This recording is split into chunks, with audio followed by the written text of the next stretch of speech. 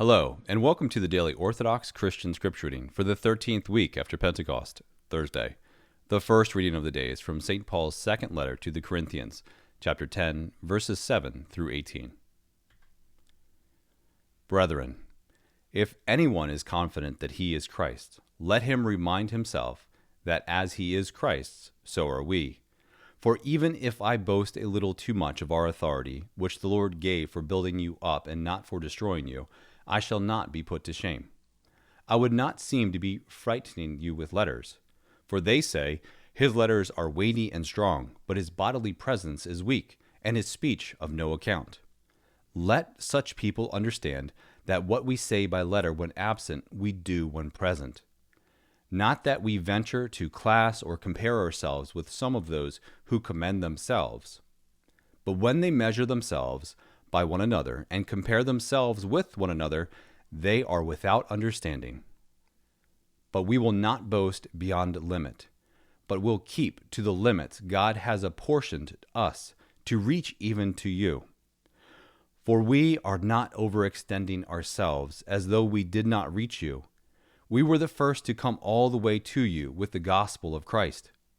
We do not boast beyond limit in other men's labors, but our hope is that you may be greatly enlarged, so that we may preach the gospel in lands beyond you without boasting of work already done in another's field. Let him who boasts boast of the Lord. For it is not the man who commends himself that is accepted, but the man whom the Lord commends.